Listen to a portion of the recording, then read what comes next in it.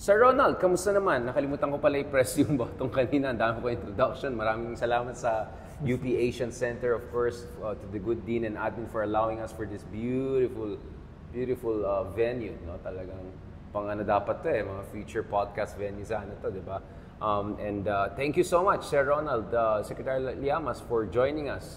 Kung Ilustrado Cafe naman last time, ito naman, bulwagan ng mga bayani. Kamusta naman, Sir Ronald? It's a pleasure. First time ko rito.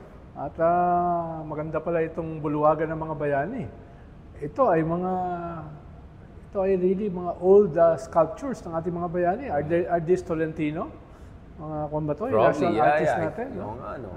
These are like national artists. At nandito yung dalawa kong idol, si Emilio Jacinto and Andres Bonifacio. Mga Tondo Boys. Mga Tondo Boys yan. Mamaya siguro pag-usapan natin sila standing next to them. Yeah. No? Sir Ronald, before we go into history, because we're going to do a different version going around, dun sa mga key figures, hopefully we'll do a series out of it. Let's call it the Bayani Talks. No? Balikan natin ito. So, just the other day, President Ferdinand Marcos Jr. became the first Filipino president to give the keynote speech at the Shangri-La Dialogue, which along the Munich Security Conference is considered as one of the two most influential security dialogues in the world. At mukhang nainis yung mga Chinese sa kanya dahil very strong yung statements niya. I look at the response of people on social media, very positive in terms of highlighting yung strategic agency. Inisip ko sino nagsulat ng ano niya eh. But anyway, wag na natin pag-usapan yan. So, do you think the Philippines is entering a new phase of potential renewal and being taken seriously internationally? Well, tingin ko kung masusustain yan, no? Right. Dahil it's recently new after 6 years of Duterte na unabashedly pro-China. Yeah. Ay merong less than 2 years si PBBM at a large part of that 2 years ay nagbago yung kanyang foreign policy. At nangyayari din yung kanyang pagbabago ng foreign policy sa panahon na historic yung aggression ng China. Correct. Practically, sabi nga ni Secretary Gibo Chodoro, it's a invasion. Creeping invasion. Yeah. Kaya itong kanyang keynote sa Shangri-La Forum ay very significant sa ganyang klaseng context. Lalo na in the past few days, nag-scale up ang China. Ipapahuli daw yung mga trespassers sa ating EEZ, sa ating West Philippine Sea. At nag-impose ng another fishing ban sa Baho de Masinloc, which was naging crucial yan dahil yan yung nagsimula ng tensions ng Pilipinas with China in 2012. Right. Kaya itong kanyang speech ay nangyayari sa gitna ng ganyang klaseng aggression. At in spite dun sa ambivalence ng ASEAN, ay very sharp yung kanyang message. Right. Very sharp yung kanyang banat sa China. Lalo na, pinuno yata ng mga People's Liberation Army. Generals. Yung hall. At least 2 busloads o PLA Correct. ang nandun. Laking delegation. At nakita ko nga, yung isa nakalusot dun sa mga nagtanong. Dahil mukhang 3 yan yata yung pinili para magtanong. At one of them is a PLA military officer na practically sinasabi, itong nangyayari ngayon dito ginusto ay niya. kasalanan nyo. Ginusto niya. At ito ay kontra dun sa centrality ng ASEAN. Tinwist niya na gano'n. No? Kaya nagkakaroon ng ganong klaseng significance. Lalo na sinabi ni President Bongbong Marcos na kung sakaling merong isang Pilipino na mamamatay, then it's practically a red line, a declaration of war. Yes. It's crossing the Rubicon. Yeah. No? Di ko alam kung sino gumawa ng speech, pero in fairness, maganda yung speech, no? Ganda. Kaya at hindi No, but Ronald, that part was question and answer. Yeah. So hindi na speech yung part. Yeah, extemporaneous na 'yon. Extemporaneous na 'yon. In fairness sa kanya, yeah. diba? Kaya at hindi naman madalas na pinupuri ko si Presidente. Hindi naman masyado. Baka mabash na tayo ulit. Yes. Sir, do you think, Marcos Jr. himself said that the reason na pinili siya bilang keynote speaker is not because he's a great guy per se, although I'm sure deep inside he might think that way, but it's because there's a recognition na Philippines is in a very perilous situation in a sense na Kasi yun nga, di ba yun ang criticism natin sa Singapore na they're playing both sides, no? Lumalangoy sa dalawang ilog, ganyan. But the fact that they allowed the Philippines to have this platform, very important platform, the keynote speaker to highlight yung mga pangbubuli sa mga smaller countries, don't you think that was a kind of an indirect way of showing solidarity with the Philippines and also letting the Philippines do the dirty job for the rest of ASEAN who are not willing to confront China directly? I think partly, dahil nagmumukhang tayo yung odd one out eh. Dahil tayo yung very sharp sa criticism sa China at tayo talaga yung nag-resist ng kanilang pambubuli. Well, Singapore naman, wala namang territorial dispute with China. So they can play both sides. Yeah. No? Marami sa mga negosyo nila, especially sa banking sector, ay nakasalalay sa China. Pero yung kanilang high-end infrastructure, yung kanilang military Weapon systems, capacity are basically American. Kaya nakikita natin yung balancing act nila. Other countries are medyo mum in relation sa aggression ng China dahil because of economics. Yeah. Tayo, in spite of a huge trade relation with China, especially sa mga cheap products coming from China, we don't care. No? Dahil this is something beyond trade. This is something beyond economics. Right. It's about our maritime rights, especially sa ating EEZ, which we convincingly won sa arbitral decision ng UNCLOS. Kaya hindi tayo, para sa atin ay, well, trade, economics are okay, but there's something much more fundamental, and this is aggression. You mean aggression against Philippine sovereignty and territorial integrity? Yes. Well, sovereignty and maritime rights. Dahil inihiwalay yan ng mga experts.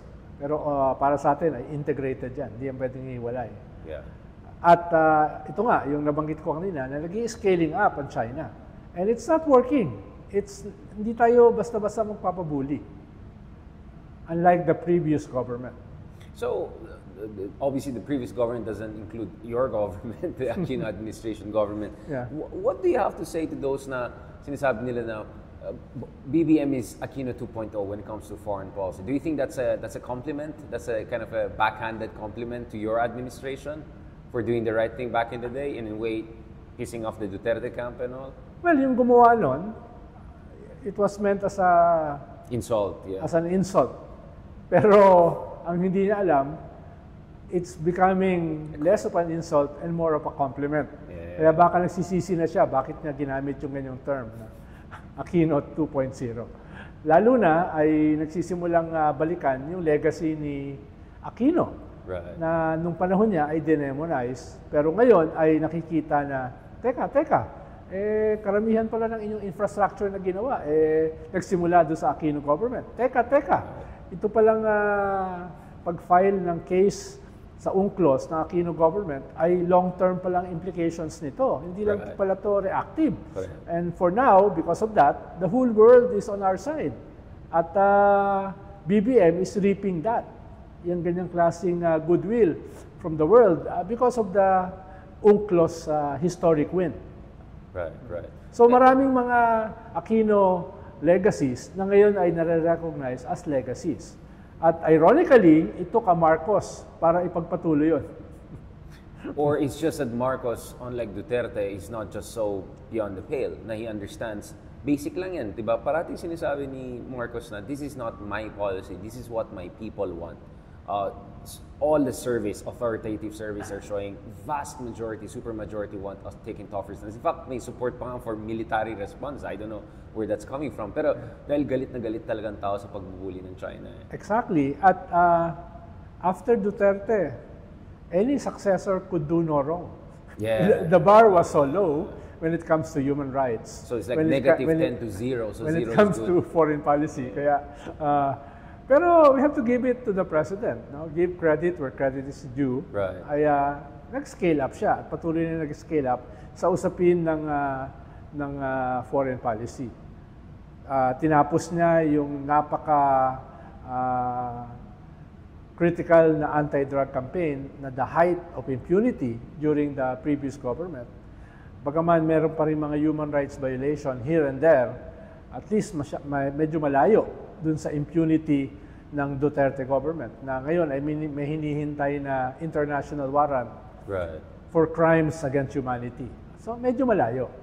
Marami pang debate about the economy, may mga malaki pang debate tungkol dun sa legacy ng kanyang tatay.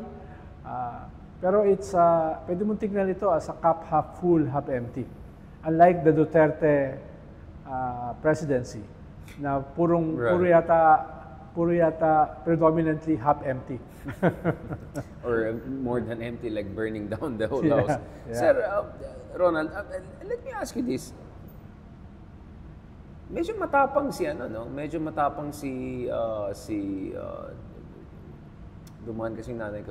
Medyo matapang si Kuting, right? I mean, for taking on China, you were saying he was in a room filled with pro-China people, with the Chinese general among others. You were talking about China as one of the most powerful countries in the world, and now he's openly calling out China for illicit activities, illegal activities. Where do you think he gets that courage? Or dahil andyan ang US? Ganun ba yung vibes na? Baka nakikinig din siya sa mga katulad ng mga ganitong klaseng podcast. Since last year kasi ay sinasabi na natin na kinakailangan mag-scale up in terms of leadership. Correct. It has to be decisive, it has to be strong, it has to be compelling. At nitong past few days, nitong past 2 weeks, ay makikita mo yung dramatic scaling up. Halimbawa, narinig ko sa kanyang 4 speeches, binabanatan niya ang blatant destabilization. Right. He hasn't done that before. Nung lumabas nga yung destabilization na yan last year, maalala mo, nung sinabi ni General Browner, Chief of Staff ng Armed Forces, ay binakpedal nila. Ngayon ay it's almost natural sa lahat ng speeches niya. At least 4 speeches na narinig ko. He was discussing about destabilization. And not only about destabilization, blatant destabilization. While the Vice President, nasa likod niya, poker face, na malinaw naman kung sino pinapatamaan ni President Bongbong. Si Sarah. Di ko alam. At ikalawa, itong speech niya sa Shangri-La Forum. Yan yata yung kanyang sharpest speech vis-a-vis yung aggression ng China. Crossing the Rubicon. Sure. I mean, I remember back in 2018 when Narendra Modi was the keynote speaker, I was observing him very closely, yung mannerism niya, the way of his talking. Kasi of course, many people say si Modi is not even that articulate in English. Iba yung domestic audience sa international audience. But I saw the guy was very self-confident. Essentially, that was the debut of the rise of India. Diba? After that, the conversation about India was very different. Ito na great power moment nila. Yes. Now, obviously, we're not a great power, etc. But don't you think that keynote speech would give BBM a sense na maybe from now on, I'm going to be the guy who's going to be the historic president? Mga ganon. Don't you think it might psychologically give him the kind of courage and audacity that he was lacking before to do the major moves domestically and internationally? Pwede. Lalo na after nung triad meeting with Japan and the US more than a month ago. At yun yung build-up papunta rito sa Shangri-La Forum. Sana something in him suddenly clicks na, teka, hindi na to monthly travel around the world. Right. This is my defining moment. At sana magising siya na hindi siya pwedeng mag-cherry picking na pagdating sa UNCLOS, i-highlight niya sa buong mundo. Pero pagdating sa ICC ay magbabacillate siya. Hopefully ay yung kanyang stature ngayon na lumalaki sa global stage, kung gusto niya masustain yan, hindi pwede siya mag-cherry picking when it comes to international law. At halimbawa yung positioning vis-a-vis genocide in Palestine, itong parating na international warrant of arrest for crimes against humanity against President Duterte, ex-President Duterte, ay tignan niya in the same vein as our victory in UNCLOS.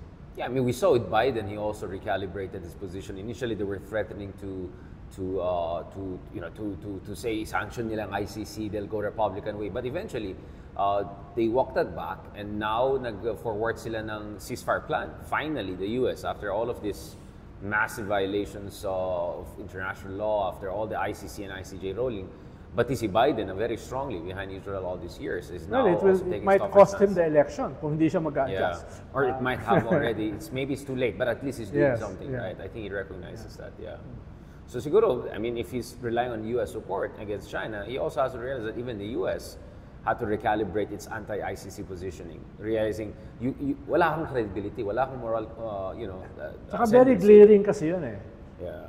Papalakpakan mo yung ICC decision against Putin, tapos mumurahin mo yung ICC dahil sa kanilang decision against Netanyahu. Which Russia is pointing out right now, hypocrisy of United States. Yes, and then of course the other day when Trump was convicted, for felonies among others, sinabi ni Biden, no one is above the law. And then suddenly, of course, sasabi ng iba, yung parang, di ba yung sinabi, dun sa Animal Farm, all animals are equal, some are more equal than others. Yes. Ito yung parang, no one is above the law, but some law is above others, more than others, or something like that. So you can see my pressure na rin sa Biden administration. At saka kailangan nyo ng different messaging sa American youth na nakakagulo ngayon sa mga universities. It's sending the wrong message. Yeah. Lalo na yung kanilang clampdown dito sa mga estudyante na ito. Nakita mo naman yung walkout sa Harvard. Yeah. Bawat graduate may dalang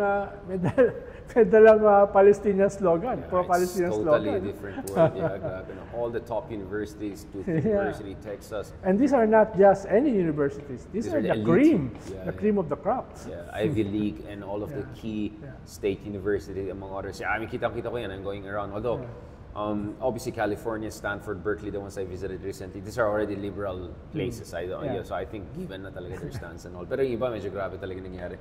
Now, Sir Ronald, I mean, I want to go a little bit big picture. What are the things that make you optimistic about the future about the Philippines, and what are the dark clouds that you're worried about? Kasi you have been in this far longer than any of us, not only in terms of years, bata ka pa naman, Sir Ronald, it's more in terms of the velocity of your engagement with Philippine politics as a former activist, as a cabinet secretary, as someone who has straddled many worlds as far as global and domestic politics is concerned. Are there things that give you hope about the Philippines? Not in a pa-cute I mean, I have nothing against Miss Universe. Of course, we had a whole episode on that. But like, hindi yung parang token lang of hope. No, but something concretely that gives you some sense of hope about the direction of our country. Well, maganda na nandito tayo sa bulwagan na ito. Yeah. Dahil isang criticism natin, hindi lang ko, kundi pati ikaw, ay yung pre-modern nature ng ating politics. Right. This past 40 years, medyo meron tayong cycles From Marcos dictatorship to EDSA revolution, tapos another pro-Marcos era, bumagsak, pinalitan ng isang apparently, akala natin, a modern leader, Gloria Macapagal Arroyo, which also deteriorated into pre-modernity, warlordism, electoral fraud, corruption. After niya, bumalik yung isang Aquino na sinubukang ibalik yung anti-corruption ethos ng kanyang nanay. Pero after 6 years, bumalik naman yung isang napakatinding populist authoritarian leader with the Duterte victory. At after nyan, ay nag-unite yung Marcos at saka Duterte in a historic win. Pero a historic win which became more a Pyrrhic victory. And the glorious defeat of the pink wave under candidate Vice President Leni ay parang naging glorious defeat. Which means na yung Pyrrhic victory began to unravel. At ngayon ay Humpty Dumpty na hindi na pwedeng ibalik. Tapos yung glorious defeat ay nandun pa rin yung kanyang embers na pwede pa rin buhusan para lumiyab. Dahil it's still there yung aspiration of a significant section ng ating populasyon, especially yung kabataan, for change. At kung hindi yan i-maximize ng opposition, sayang. So, andito tayo sa isang bulwagan na you see Emilio Jacinto, you see Andres Bonifacio na gumawa ng kartilya na very modern, tapos titignan mo around us, dito sa present crop ng ating politicians na ang daming pre-modern. Yeah. So nakakahiya, no? Anti-modernity pa Yeah. yung iba eh. After 120 years, Yeah. no, babalikan natin yung gumawa ng kartilya, which is very modern, sa context ng present situation natin na napakaraming pre-modern leaders. No? So, yun yung nagbubungguan ngayon. Pero at the same time, may pagbabago. We're discovering a new kind of patriotism. No? A new kind of patriotism na nagiging significant because of foreign aggression. Ikalawa, we are rediscovering our Bill of Rights as never before with an increasing knowledge sa ating survey about crimes against humanity. Imagine, 60% ng ating populasyon ngayon ay sang-ayon na pumasok ang ICC para tulungan yung gobyerno na i-implement yung international warrant against former president para sa crimes against humanity. Just a few years back, wala kang makikitang significant na ganyang section ng ating populasyon. No? So, something is changing. Sana ma-harness yan para magkaroon ng maibalik yung ethos na binandera natin during EDSA. Sana maibalik yan. At sana masustain, hindi lang maging cycles na mananalo, matatalo, mananalo, matatalo. Naging debate nga namin yan sa isang talk show eh. Yung isang professor ay sinabi na ang difference natin sa China ay yung ating democracy kasi ay walang ideology. Yeah. Democracy is an ideology. In itself. Yeah, in itself. Yeah. Ang problem natin, yung ating democracy, kinuha natin yung bad signs bad essence ng democracy sa ibang mga bansa like America, like Europe. Pero pag titignan mo yung democracy sa Europe, it's ideological. Civil liberties is ideological. Foreign policy is ideological. Di ba? Impunity, against impunity, it's ideological. So sana magkaroon tayo ng ganong klaseng political project na hindi lamang victim of cycles of authoritarianism and progressive democracy. Thank you.